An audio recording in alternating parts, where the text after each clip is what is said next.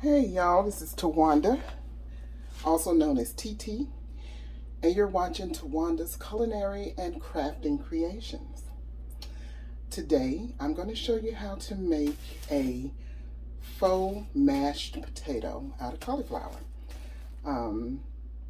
Yeah, so if that is something you would be interested in as part of my Valentine's Day compilation, please stay tuned. Hey everybody, how y'all doing today? I am doing great. I had a good day. I can't complain. So good, in fact, that I'm going to do this video showing y'all how to make a beautiful faux mashed potato. And we're doing it out of cauliflower today.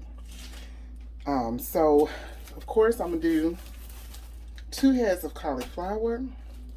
We're going to use some garlic, fresh garlic. You can use, some of the garlic that already comes chopped and minced if you want, but I find it works better with fresh garlic. And if you could find some bigger cloves, that would probably be good. But this is all I could find. This is what we're going to use. Also, we're going to use some heavy whipping cream. You can use half and half, or you can use milk if that's what you have. I'm going to use butter and some olive oil. Oh, and chicken bouillon. All right. And it's going to be seasoned with salt, pepper. You can use black pepper or white pepper. I'm going to put a little onion powder in there. And that's going to be it for our seasonings. Okay. So what we're going to do is roast our garlic. I got the oven preheated on 400 degrees. And we're just going to put this in some foil with some little drizzle of olive oil and a little pat of butter. We're going to put it in a pan just to make sure it don't spill over. And we're going to roast it. We're going to cut our tops off. See? Just like that. Cut your tops off. And now we're just going to put it in some foil with a drizzle of olive oil, some butter, and we're going to roast it, maybe about 10 or 15 minutes until it gets nice and soft. Nice and soft. So let me get our oil and our pan.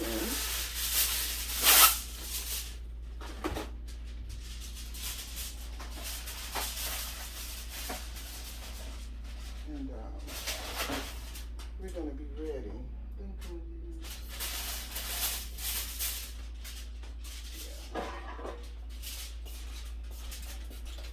All right. So you put your garlic on your foil. Kind of just make a little cup. We're going to take some olive oil, drizzle over. Get a little amount. Take some butter. And these are smaller cloves, so, probably just a good oversized pat of butter. Now, for those of you who want to know, I am old school. I have a butter dish. I like my butter to stay softened. I just do. That's how they did it. That's how my grandparents did it, and that's how I do it. And it's more convenient for me when cooking these different recipes. It comes in handy for your butter to be soft already, and you're not having to, have it softened. All right, so while that's roasting, we're going to go ahead and get our cauliflower ready. I'm going to just cut one on camera for you so you can see how I'm going to do it. Now, normally when you're cutting cauliflower, you would cut off this core and everything. We're just going to cut this tip off today. Just that part. And everything else we're going to leave. We're going to take off all the green pieces. Don't cut too far into the cauliflower. Just take off the green pieces. Okay. And we're going to use everything else. Now, the secret to getting a good creamy cauliflower mash is you use the core. This is where your creaminess comes from. You can use rice cauliflower if you want. I mean, that's fine. But it's not going to be as creamy. You're going to find that it's probably going to taste good, but it's not going to remind you of a mashed potato. It's going to be kind of grainy. And it's not going to do right. But in a pinch, you can use rice cauliflower. I've done it before because I didn't feel like going through all of this with the cauliflower. But you use all of that, okay? And I'm going to go ahead and chop up the other one, and we'll come back. All right, so my cauliflower is all chopped up, and I have washed it. Now, we're going to put about 4 cups of water in this pot. I hope it's deep enough.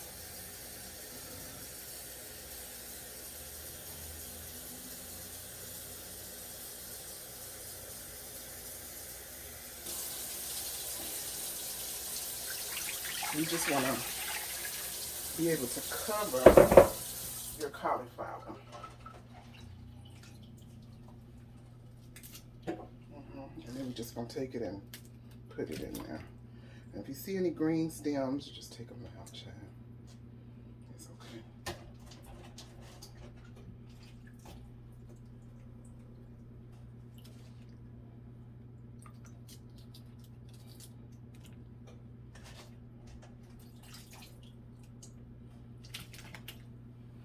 We're going to put our eye on about medium-high heat. That should do good. And once we get everything in here, we're just going to season it up. I'm going to sprinkle some, probably about 2 tablespoons of chicken bouillon in here. I'm going to do about 1.5 teaspoons of black pepper, about 1.5 teaspoons of salt. You could put more. I mean, you know, it's to taste. I know some of y'all are not trying to watch your salt intake, but I definitely am.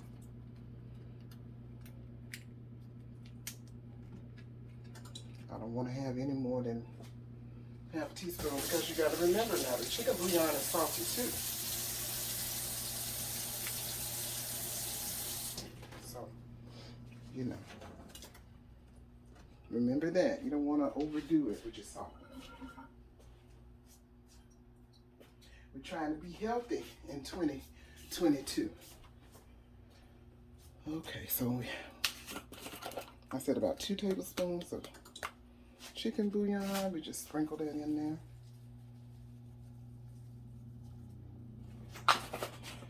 Now you can use chicken stock if you want to as well. We're going to put about, that was about 1 tablespoon of onion powder. I love onion powder if you have not guessed. We're not going to put any garlic powder in because we're going to use our roasted garlic. I'm going to put some Italian seasoning in here.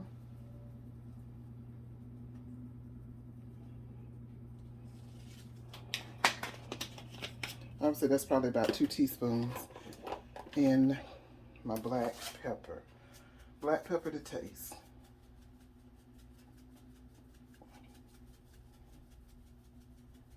And just keep in mind it's going to be a faux mashed potato. So we're gonna let that go ahead and cook. And once it cooks, we're gonna come back and I'll show you the next step. All right, guys, I am back and we are going to go ahead and finish up our faux garlic mashed potato. So right now, my cauliflower is nice and fork tender. You want it fork tender. And I'm going to use a food processor. Okay, I'm going to use a food processor. All right, so we're going to take our cauliflower out of the water and we're going to put it in here. Now, if you're not used to using a food processor, you might want to let your cauliflower cool down a little bit. Just a little bit.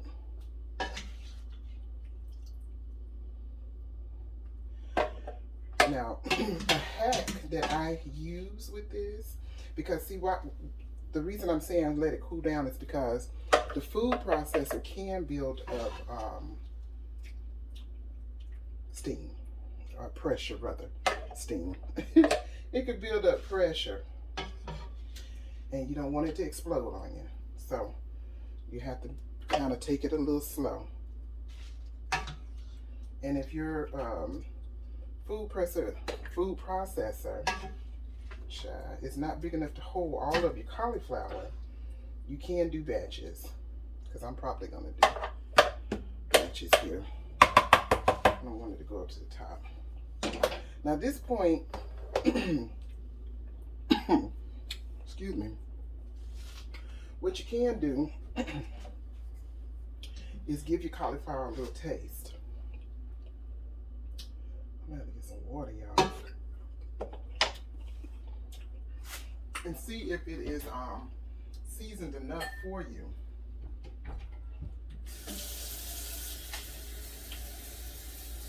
If you don't like the way it's seasoned, then once you get it in here and start adding your ingredients, you can add some more seasonings. Ooh, my throat was a little dry. All right. So our garlic, still in here. We're gonna take this out. And be careful, this is hot too.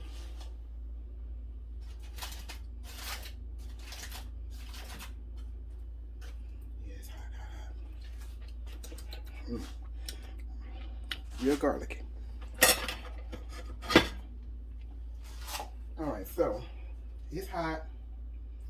And if you have some tongs, that'll probably work a little better. Let's see if I can find mine. I got some fancy ones. I'll get some ones to work with. All right, so what you want to do is hold it, and you can squeeze it, but this is hot. So you can use the tongs to squeeze, and then use your fork to get all your garlic out. And you might have to brave the heat, child, because it ain't all getting out. Ooh, ooh, ooh, ooh, ooh. It's hot. Oh, yes. Don't do that.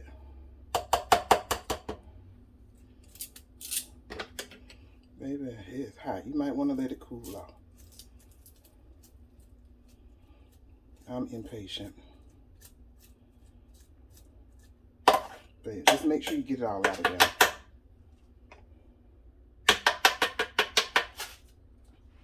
And the garbage here. All right. And let's get the other clove of garlic. Let's get it and squeeze it.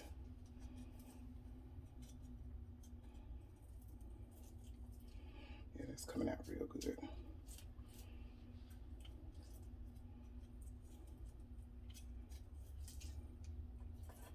And just try to squeeze it. Now, as I say, this is hot.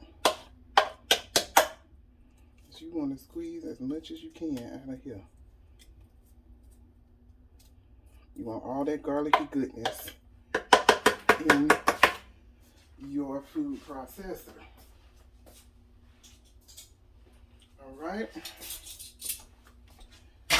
Now, you're going to take the foil that has that butter and olive oil at the bottom, and you're going to put that in there too.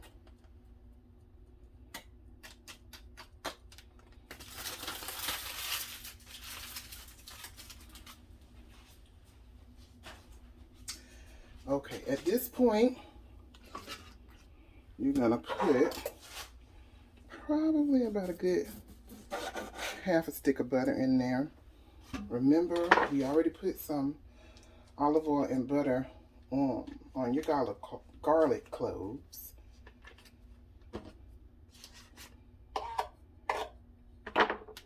And I am going to open up my refrigerator and get some heavy whipping cream. I already stated that you can use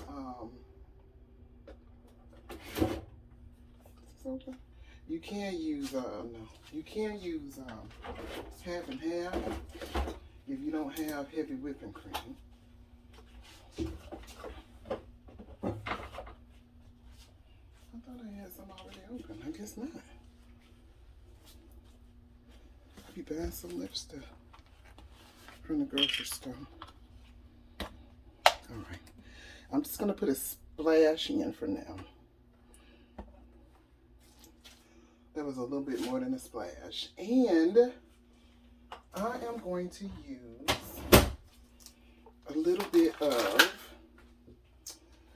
this whipped cream cheese. Now, they call it whipped cream cheese spread, but it's cream cheese. That's what it is. And if you don't have this, you can use some softened cream cheese. Regular, cream cheese. You can do that too. Now, I am terrible. I be putting my stuff right in the water, and I'm like, why did I do that? I'm still cooking. I'm gonna need it.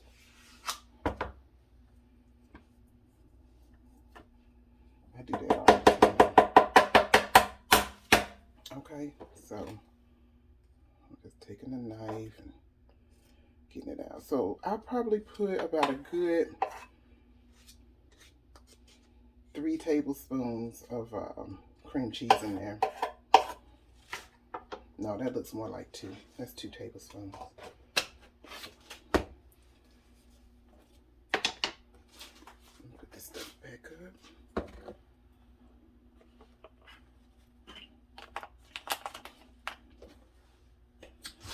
Yep. So now we're gonna put our lid on. And I don't know why I put that whipping cream back in there, because I need it. And we're gonna put it on our base. Now this is gonna make a lot of noise.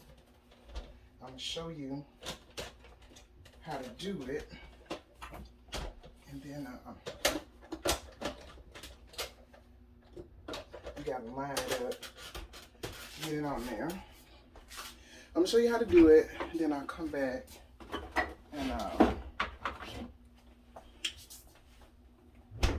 it's gonna make a lot of noise, but I'm gonna show you. Put the power, and I'm gonna put it on high.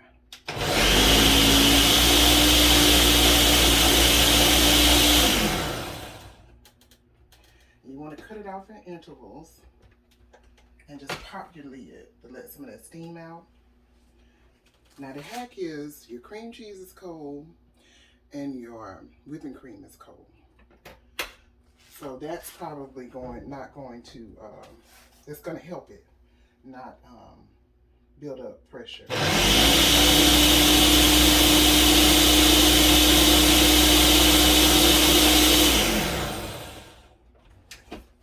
So that's good. Bring it back here, we're going to release it. Okay, and see? So now I'm going to add the rest of my cauliflower.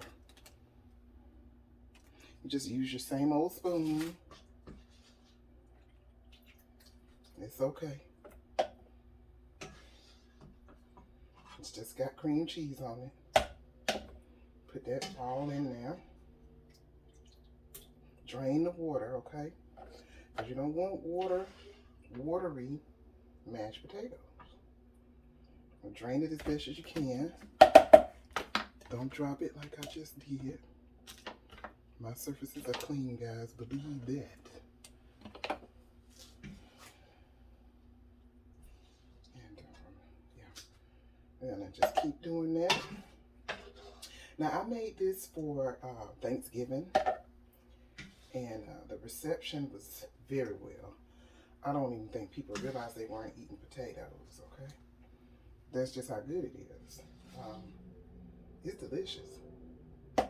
And as I said, if you season your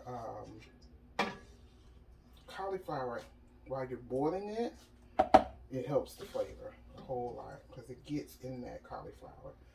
That's another reason I don't like using riced cauliflower, because you know it don't have any seasoning, so it's you have to work harder to get it to taste like something.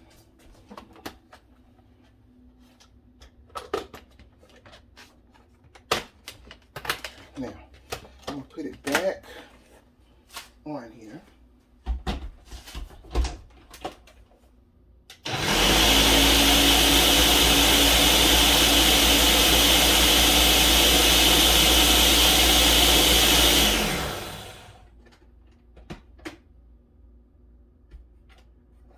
I don't see any stains.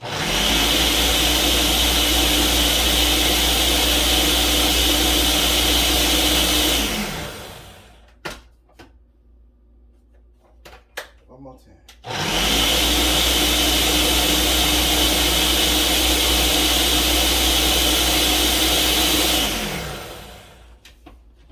And this is what we're working with. Oh, yes. Let me see if I can get a spoon. I'll be dirtying every spoon and dish in the house, boy. It's terrible. Okay, so yeah, that looks good. That looks like that. All right, so we're gonna take it out. I'm going to put it into a container. It's gonna be a Tupperware container, okay? So don't trip about that.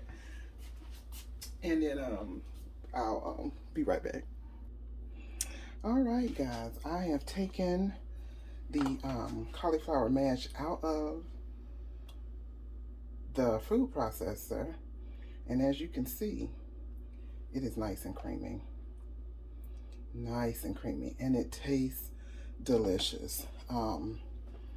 You can't beat it. If you're living a low carb life, if you're trying to eat healthier, you know, just trying to eat healthier and get away from some of the processed foods that we use on a daily basis, you can use this too. This could be a good substitute for potatoes when you want to have something that's like a potato, but you don't want all those calories. This is perfect. You could fill your plate up with this and, you know, not be over 200 calories. Just take into mind, we did put a half a stick of butter in here, and we put about 2 tablespoons of cream cheese. But then you got to look at your servings. This will probably serve about, what, 6 to 7 people?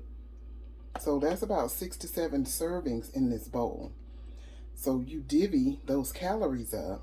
2 heads of cauliflower, I think a whole head of cauliflower might have 100 calories, might. So 200 calories for the 2 heads of cauliflower, half a stick of butter, 2 tablespoons of cream cheese, and then your splash of heavy whipping cream. That probably was about 2 tablespoons too. Maybe a little more. I would say 3. Let's say 3.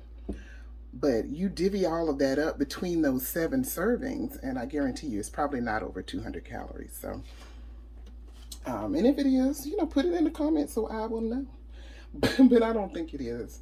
So this is delicious. This is going to be, this would be a nice accompaniment for the stuffed salmon and stuffed chicken breasts. This is one of the videos in the compilation for Valentine's Day. And this is going to taste great alongside of those Brussels sprouts and the stuffed salmon. As my culinary tip for today, I wanted to say to you that how you cook is reflected. Well, how you grew up and where you grew up is reflected in your cooking. Also, your family members can be reflected in your cooking. I know I was greatly influenced by both of my grandmothers. One lived in South Carolina, the other one lived here in Florida. I had a couple of aunts that I was greatly influenced by that lived in South Florida. And then I grew up in Mississippi. At a young age, we moved to Mississippi. I was there until I was like 12. So I actually grew up in Mississippi. And that molded me as well. Good Southern cooking, good Southern hospitality, that molded my personality as well as the way that I cook. I ran into a lot of great cooks in Mississippi. Me and my parents were talking about this the other day. And they cooked, traditional Southern foods that we call soul food now. And if you look at your history, you will understand why it's called soul food. We came over as enslaved people and we brought things with us. I don't know, some of you might do research and look at different videos on YouTube and read books and things. I do. I read a lot of books. And one book that I was reading was saying that, for survival, we used our hair to hold seeds. Those seeds were corn rolled into our hair.